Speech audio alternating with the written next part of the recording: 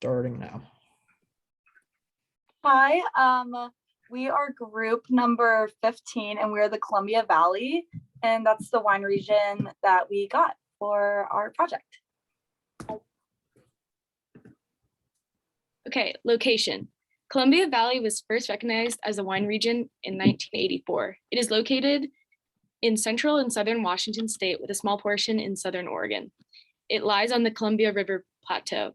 The region is about 185 miles wide and 200 miles long. The region is made up of 11 million acres of land. Some notable American viticulture regions within Columbia Valley are Red Mountain, Yakima and Walla Walla Valleys, and Lake Chelan. It is the second biggest wine region in the United States. It shares the same latitude as some of the top wine regions in Europe, specifically parts of France and Italy. And this is a map that highlights Columbia Valley. So next we're gonna move into like what type of wines we have in this region. So first we have a Chardonnay, and here we're gonna have a lot of bright fruit, often ripened to tropical flavors. And this is gonna be definitely with like oaked and stainless steels, depending on the barrel that you wanna use. Both are used in this region. So next we have Riesling. Washington winemakers lean towards more of like a drier style, definitely not as sweet as you'll see normally with this type of wine. You're going to taste hints of like peach or citrus and lime, and definitely a good wine that comes out of the region. Next for reds, we have a Cabernet Sauvignon, and there we're going to have ripe forward fruits, a black cherry, blackberry, and as well, this is going to be good with some chocolate, some herbs. And then next we have Merlot. This is definitely going to be one of those big reds, and it's going to be bold at times. The power can be really big. And you're going to see this definitely like Walla Walla, and you're going to be eating this with big meals.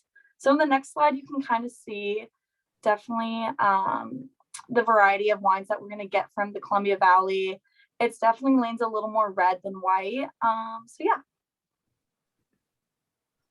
Now going over the financial impact. This region includes 50,316 acres of vineyards, which creates 99% of not only the wine income, but the vineyards in Washington. The most popular Columbia Valley wines are the Kilsita Creek Cabernet Sauvignon, which is $211 per bottle.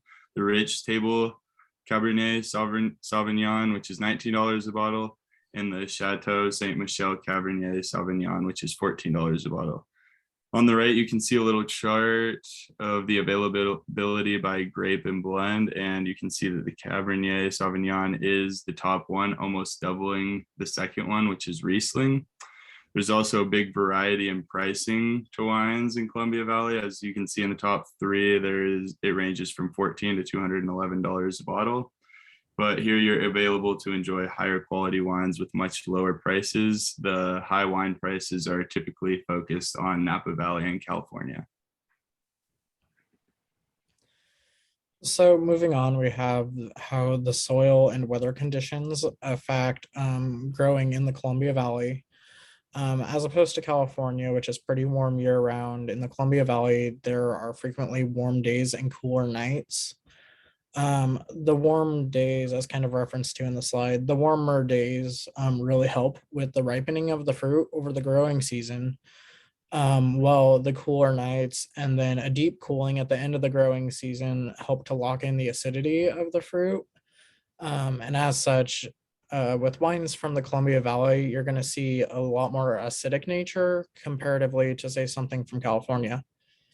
Another factor in this region is that there's less natural rainfall due to the geography. With the mountains in the west, there's not as much rainfall. A lot of it is getting caught there. So growers in this region have to irrigate their grape fields, which allows for them to control the moisture content in the fruit and in general control the quality more than somewhere where you're just relying on rainfall alone to grow the fruit. The soil composition is mostly fine sand, silt, and volcanic ash that was locked in from the glaciers moving through this region, tens of millennia ago. The soil composition is really ideal for grape growing.